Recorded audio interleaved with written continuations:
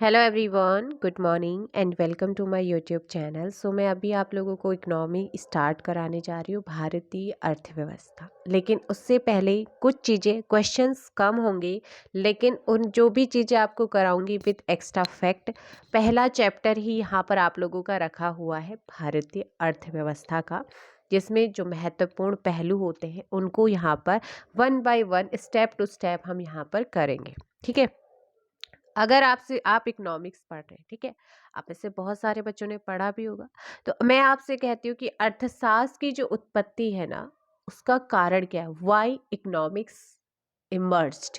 ठीक है, यानी कि अर्थशास्त्र की उत्पत्ति का कारण क्या है आपको बताना है एक लाइन में। तब आप क्या कहेंगे? अर्थशास्त्र की उत्पत्ति का कारण है सीमित संसाधन और असीमित इच्छा, limited source resources and unlimited wants he क्या है, अर्थशास्त्र की उत्पत्ति का कारण है। अब ऑब्जेक्टिव बनता है तो या फिर आपको इस तरीके से मिलेगा कि संसाधनों की कमी, लैक ऑफ रिसोर्सेज, या फिर आपका स्केयरसिटी ऑफ रिसोर्सेज, यानी कि संसाधनों की दुर्लभता। इसके कारण ही अर्थशास्त्र की क्या हुई है, उत्पत्ति। अर्थशास्त्र क्या है?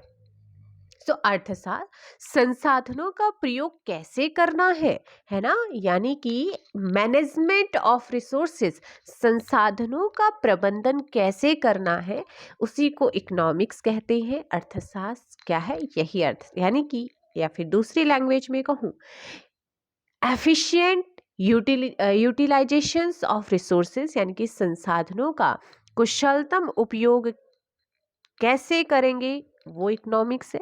या आप बोल सकते हैं कि संसाधनों का बेहतर वितरण करना, better allocation of resources, that is called economics. या सिलेक्शन या फिर चॉइस ऑफ बेस्ट अल्टरनेट, यानी कि सर्वोत्तम विकल्प का चयन ही इकोनॉमिक्स होता है। तो ये हो गया आपका इकोनॉमिक्स, यानी कि अर्थशास्त्र क्या है। ठीक, अब देखो भाई,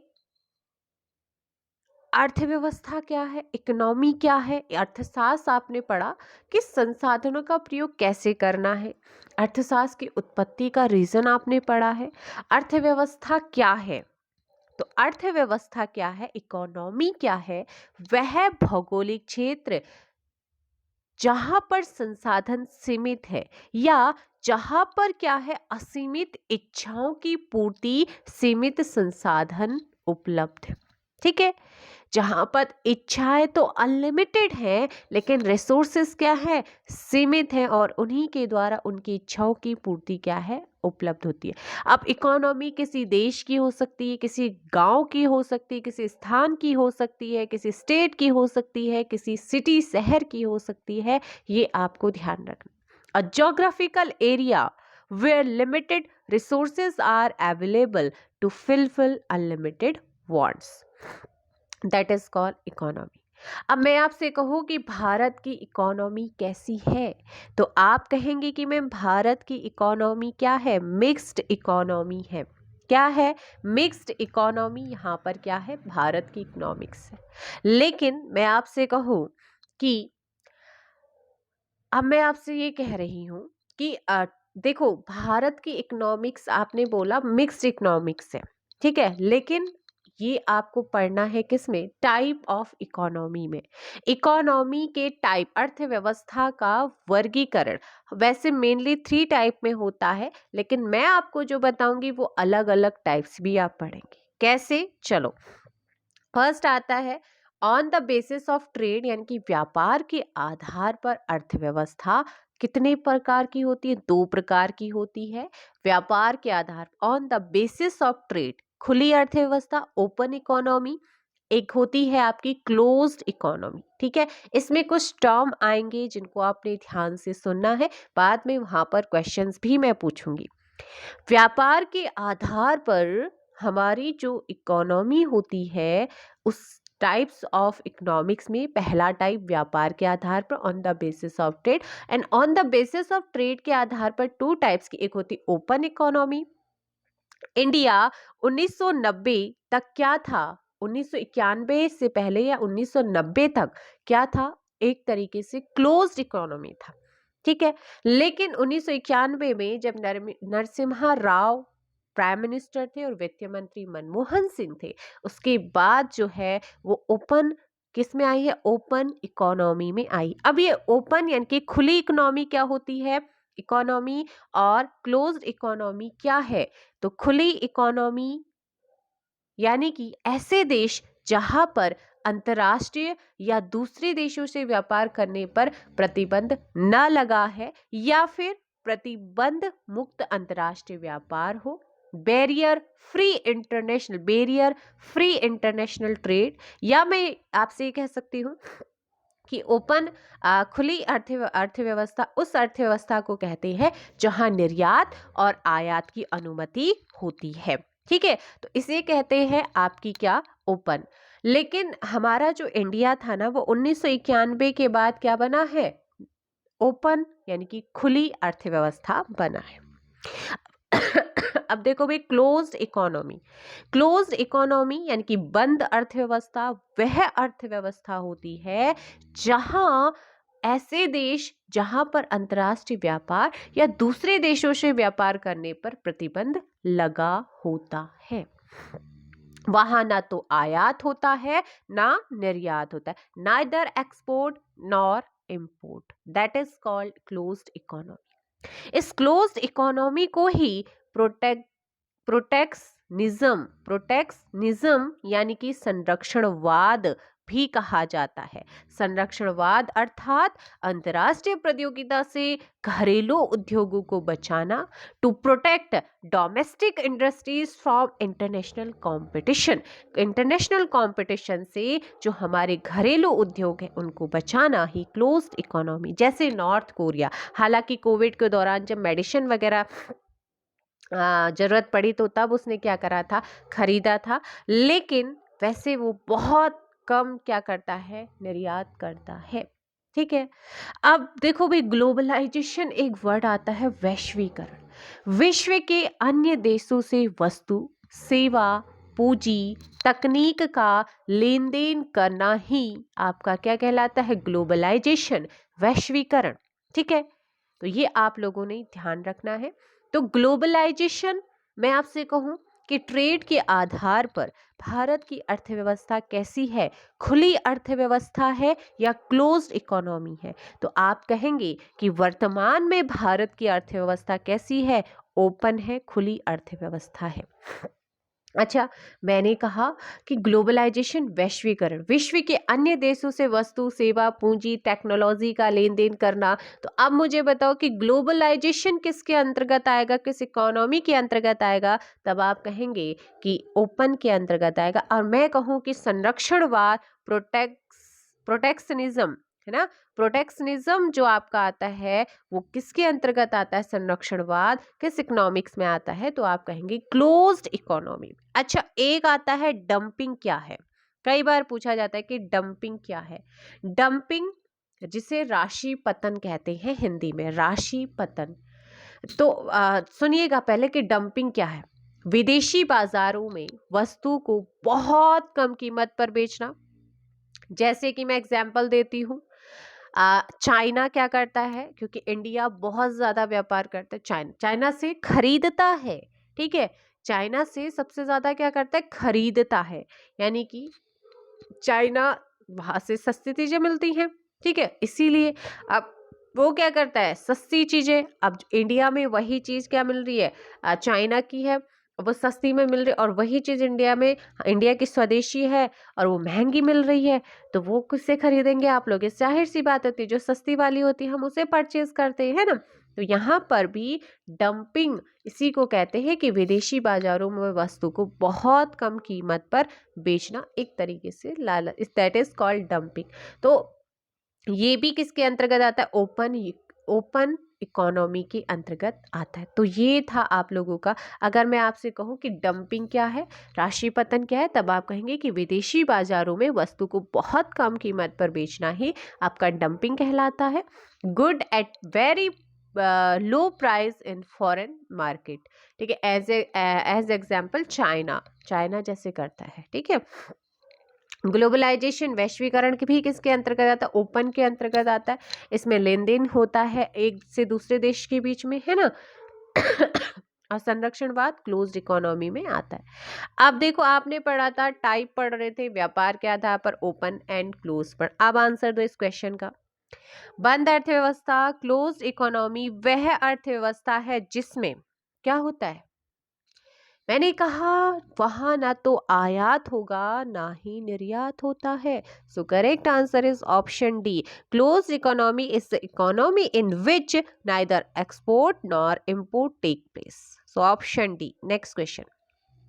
ऐसी अर्थव्यवस्था को क्या कहते हैं जिसका शेष विश्व से कोई संबंध नहीं होता है? What is such an economy called which has no connection with the rest of the world? So correct answer is option closed economy, option B. अच्छा, भारत की अर्थव्यवस्था कैसी है?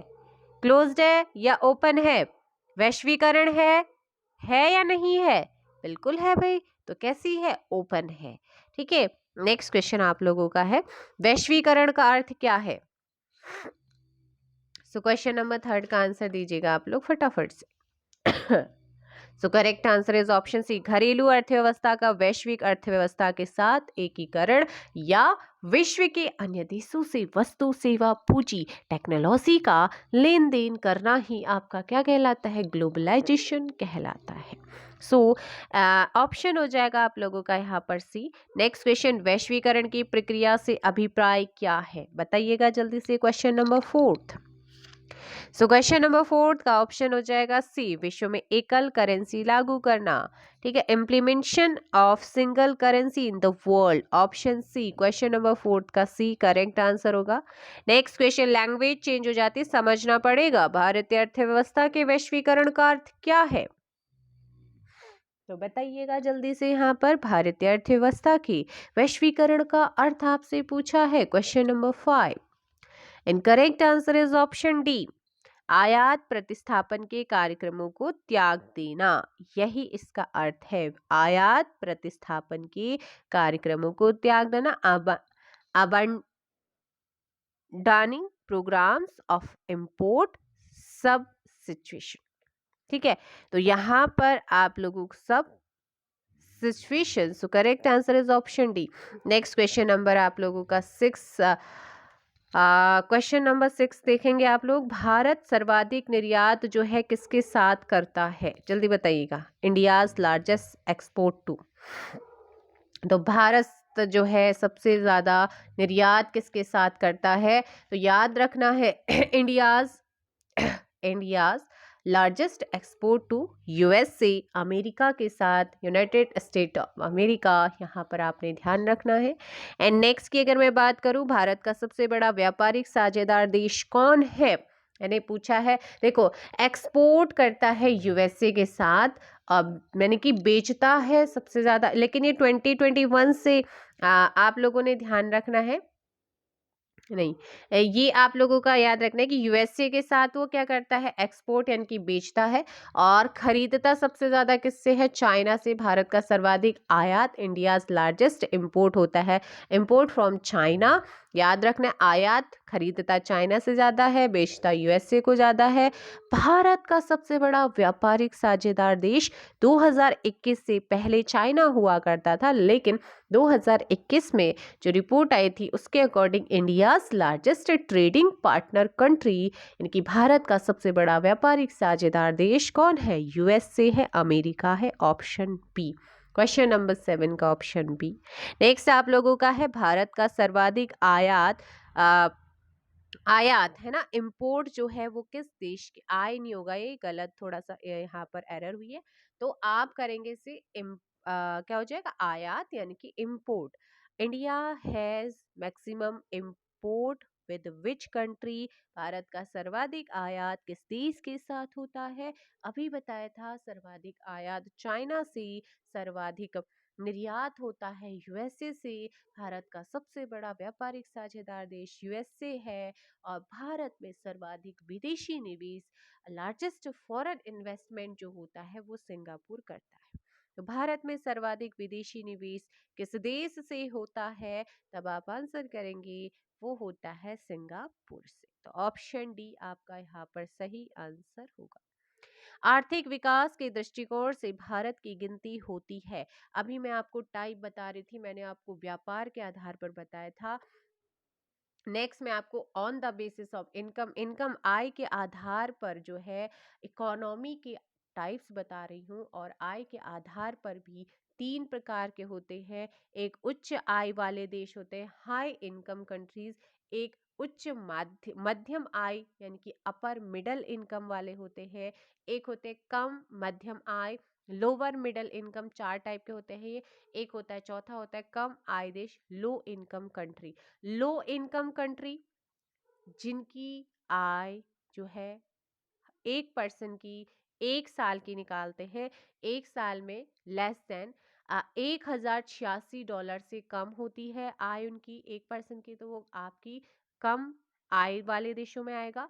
और अगर मैं बात करूं $1086 से $4255 के बीच में अगर किसी की इनकम आती है तो वो आता है लोअर मिडिल इनकम, कम मध्यम आय देश में आता है। और वहीं उच्च मध्यम आय देश की बात करूं, अपर मिडिल इनकम की बात करूं, अगर किसी की आय 4,256 से $13,205 है, तब वो आपका अपर मिडिल इनकम उच्च मध्यम आय देश में आएगा। और फर्स्ट जो मैंने बताया था उच्च आय वाले देश, हाई इनकम कंट्रीज, जिनकी आय मोर देन यानी कि $13,205 से अगर ज्यादा है किसी की आय, किसी की इनकम, तो वो उच्च आय वाले देश में आएगा। तो मैं आपको पूछती हूँ कि आय के आधार पर हमारा इंडिया कौन सी किस टाइप की कंट्रीज में आता है। और हमारे उसके लिए आपको पता होना चाहिए कि हमारे देश की जो एवरेजन इनकम है वो है 2200 अप्रोक्स है, लगभग लगभग $2200 है। तो यानी कि मैंने आपको बताया था 1086 से लेकर के $4255 के बीच में अगर है हमारे इंडिया की 2200 इसी बीच में आएगी, तो ये कम मध्यम आय देश यानी कि लोअर मिडिल इनकम में आएंगे। ठीक है, तो आय के आधार पर कम आय किस में आएगा, कम मध्यम आय देश लोअर मिडिल इनकम में आता है। और वहीं मैं कहूँ कि व्यापार के आधार पर किस प्रकार की इकोनॉमी है, तब आप कहेंगे खुली अर्थव्यवस्था है, ओपन इकोनॉमी है। ग्लोबलाइजेशन है या नहीं, तो आप कहेंगे बिल्कुल है। डंपिंग करता है या नहीं, वो भी है। डंपिंग क्या है, संरक्षणवाद है क्या इसमें, ओपन में इंडिया में नहीं है, क्लोज्ड इकोनॉमिक्स का इकोनॉमी में आता है। ठीक है, अब कि ये एवरेज इनकम कैसे निकालते हैं, तो एवरेज इनकम हम आपको बताते हैं कि पूरे देश की जो आय है उसको जनसंख्या से भाग कर देने पर आपकी एवरेजन आय, आय का अर्थ प्रति व्यक्ति आय निकल करके आ जाती है। इंडियाज एवरेज औसत इनकम कितनी है, अप्रोक्सीमेट अभी जो है $2200 है। ये कुछ आंकड़े होते हैं वो चेंज हो जाते हैं, अभी जब आएंगे तो आपको करा देंगे फिलहाल। And lower middle income country के अंतर्गत इंडिया आता है, यानी कि कम मध्यम आय वाले देशों में। एक होता है, तीसरा होता है आपका व्यापार शेष के आधार पर। थोड़ा सा बोरिंग लगेगा लेकिन सुनिएगा, काम की चीजें हैं। व्यापार शेष के आधार पर on the basis of balanced of trade, तो इसके आधार पर जो आपका टाइप्स होता है इकोनॉमी का वो होता है थ्री टाइप्स। एक होता है संतुलित व्यापार देश, बैलेंस्ड ट्रेड कंट्री, जिस देश का निर्यात और आयात बराबर हो, यानी कि क्या हो, export export equal to import, दोनों क्या हो, बराबर हो, तो वो होगी संतुलित व्यापार देश होगा। ठीक है, और वहीं दूसरा है आधिक्य या अनुकूल व्यापार देश, सरप्लस या फेवरेबल ट्रेड, जिस जिस देश में निर्यात आयात से ज्यादा होता है। एक्सपोर्ट क्या हो, एक्सपोर्ट आपका इंपोर्ट से क्या हो, ज्यादा हो, निर्यात आयात से ज्यादा हो, वो आधिक्य या अनुकूल व्यापार देश होंगे। घाटा या प्रतिकूल व्यापार, जिस देश में व्यापार आयात जिस देश में आयात जो है, आयात यानी कि आपका इम्पोर्ट, इम्पोर्ट जो है ना, इम्पोर्ट जो है वो एक्सपोर्ट से ज़्यादा हो, एक्सपोर्ट से क्या हो, इम्पोर्ट ज़्यादा हो, तो वो आपका क्या आता है, एक्सपोर्ट यानी कि आपका निर्यात, और इंपोर्ट यानी कि आपका आयात। तो एक्सपोर्ट और इंपोर्ट का मतलब तो पता ही है आप लोगों को, है ना। एक्सपोर्ट मतलब होता है बेचना, एक्सपोर्ट क्या हो वहाँ पर, ज़्यादा हो, और इम्पोर्ट, एक्सपोर्ट कम हो, बेचना ज़्यादा हो, और इम्पोर्ट ज़्यादा हो, यानी कि खरीदना वहाँ पर ज़्यादा होता है। तो उसमें आपकी कौन सी कंट्री आती है, तो मैं बता दूं कि व्यापार शेष के आधार पर, on the basis of balance of trade, इसके आधार पर इंडिया डेफिशिएट कंट्री, घाटा व्यापार या प्रतिकूल व्यापार देश में आता है, क्योंकि अभी हमारा देश विकसित नहीं है, डेवलप नहीं है, विकासशील में आता है।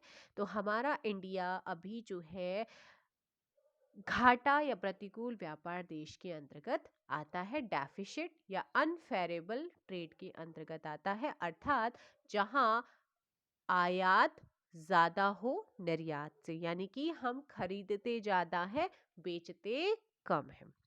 तो सबसे ज्यादा हम निर्यात किसे करते हैं, यूएसए को बेचते हैं। खरीदते किससे ज्यादा है, चाइना से खरीदते। साझेदार कौन है, यूएसए है। विदेशी निवेश कौन करता है, सिंगापुर करता है। अच्छा, ये तो तीन मेन हो गए, लेकिन इसके अलावा भी कुछ है, जैसे जीवन स्तर के आधार, on the basis of standard of living. एक होता है विकसित देश होता है, डेवलप्ड नेशंस होता है, एक होता है डेवलपिंग विकासशील देश होता है, एक होता है अल्प विकसित। तो विकसित देश जहाँ का जो जीवन स्तर, लाइफ स्टाइल है, वो बहुत ज़्यादा उच्च हो, है ना, तो वो आता है विकसित देशों में। जहाँ पर मध्यम स्तर हो, वो होता है आपका डेवलपिंग नेशंस होता है। जहाँ पर बहुत ज़्यादा कम हो, नीचा स्तर हो जीवन स्तर का, तो वो होता है अल्प विकसित देश। और हम किस में आते हैं फिर, आप कहेंगे मैम डेवलपिंग नेशंस में आते हैं, विकासशील देश के अंतर्गत आते हैं, ना कि विकसित। विकसित में यूएसए आता है, विकासशील के अंतर्गत आता है इंडिया। तो आपने व्यापार से इसके आधार पर पढ़ा, घाटा या प्रतिकूल व्यापार देश में आता है। और जीवन स्तर के आधार पर अपने विकासशील यानी कि डेवलपिंग नेशन में आता है इंडिया। और वहीं आय के आधार पर किस में आता है, कम मध्यम आय वाले में आता है। और वहीं अगर मैं कहूँ व्यापार के आधार पर, तो वो ओपन के अंतर्गत आता है। अच्छा, एक और है, कौन सी, विचारधारा के आधार पर भी इकोनॉमिक का टाइप होता है, और एक on the basis of ideology, विचारधारा के आधार पर। विचारधारा के आधार पर पूंजीवादी, समाजवादी या मिश्रित। पूंजीवादी पहले तो, पूंजीवादी या इसी को बाजार या इसी को मुक्त अर्थव्यवस्था कहते हैं। कैपिटलिज्म, मार्केट या फिर फ्री इकोनॉमी से कहा जाता है। निजी क्षेत्र, देखो पूंजीवाद में क्या होता है, निजी क्षेत्र, रोल ऑफ प्राइवेट सेक्टर, यहाँ पर जो निजी क्षेत्र होता है, जो प्राइवेट सेक्टर होता है, उसका स्वामित्व, उसका रोल ज्यादा होता है। ठीक है, राइट टू प्राइवेट प्रॉपर्टी, यानी कि निजी संपत्ति का अधिकार यहाँ पर होता है। लाभ अर्जित करना, मैक्सिमम प्रॉफिट, इसका मेन ऑब्जेक्टिव उद्देश्य होता है। ग्राहक संतुष्टि पर केंद्रित, फोकस ऑन कस्टमर सेटिस्फैक्शन, यानी कि ग्राहक संतुष्टि पर केंद्रित होता है। कीमत का निर्धारण बाजार शक्ति यानी कि मांग और पूर्ति के अनुसार यहाँ पर होता है। अधिक प्रतियोगिता और अधिक समृद्धि, यानी कि high competition and high growth rate पूंजीवादी अर्थव्यवस्था में रहता है। अधिक आय की असमानता, हाई इनकम इनक्वालिटी यहाँ पर रहती है। और इसके जो उदाहरण है पूंजीवादी अर्थव्यवस्था के, वो है यूएसए, जापान एंड यूरोप। अच्छा, आपके लिए क्वेश्चन है, किस प्रकार की अर्थव्यवस्था में ग्राहक यानी कि जिसे खुश करना होता है, खुश रखना जरूरी होता है, कि ग्राहक को राजा माना जाता है। फटाफट आंसर दो, किस प्रकार की अर्थव्यवस्था में ग्राहक को राजा माना जाता है, और वो भी विचारधारा के आधार पर बताना है। और दूसरा होता है समाजवादी, जिसे केंद्रीय या नियोजित अर्थव्यवस्था कहते हैं। जैसे पहले यूएसएसआर या सोवियत संघ रूस में थी, जब ये 1922 से 1991 के बीच में, लेकिन बाद में आपका यहाँ पर मिश्रित वाला यहाँ पर फॉर्मूला चल रहा है वर्तमान में। देखो भाई, समाजवादी, सार्वजनिक क्षेत्र का स्वामित्व, यहाँ पब्लिक सेक्टर का यहाँ पर ओनरशिप रहती है। ठीक है, निजी संपत्ति का अधिकार नहीं होता है। सामाजिक कल्याण करना इसका मुख्य उद्देश्य होता है। आर्थिक नियोजन पर केंद्रित होते हैं, focus on economic plannings, planning के आधार पर यहाँ पर किया जाता है काम। सरकार द्वारा कीमत का निर्धारण होता है, प्राइस डिटरमाइंड बाय गवर्नमेंट। आय असमानता में कमी, जो इनकम में इनइक्वालिटी, पूंजीवादी में आपने इनइक्वालिटी को देखा था, यहाँ पर जो इनइक्वालिटी यानी कि असमानता है वो कम होती है। कम प्रतियोगिता और कम संवर्धी, अब देखो वहां पर कंपटीशन ज्यादा था तो ग्रोथ रेट भी ज्यादा था, लेकिन समाजवादी में क्या होता है, कंपटीशन कम होगा तो ग्रोथ भी कम होगी। अब आती है तीसरी इसी के अंतर्गत, किसके अंतर्गत बोला, विचारधारा के आधार पर। मिक्स्ड इकोनॉमी, मिश्रित अर्थव्यवस्था। भारत जो है मिश्रित अर्थव्यवस्था में एक बैलेंस बना रहता है, ये चीज याद रखना है, ठीक है। क्या रहता है, एक बैलेंस। अब सारी चीज, अब देखो समाजवादी में क्या है, सारी चीजें गवर्नमेंट करेगी ना तो वहां पर भ्रष्टाचार भी बहुत होगा, काम मतलब कि बहुत स्लो चीजें चलेगा, लोग काम करना मतलब वो कहेंगे गवर्नमेंट तो क्या करिए, समानता दे रही है ना, समान लोगों को रख रही। लेकिन मिक्स्ड में क्या रहता है, आपका प्राइवेट भी होता है, गवर्नमेंट यानी कि सरकारी भी होता है, तो वो एक बैलेंस बना रहता है। तो इंडिया की जो अर्थव्यवस्था है वो कैसी है, मिश्रित है।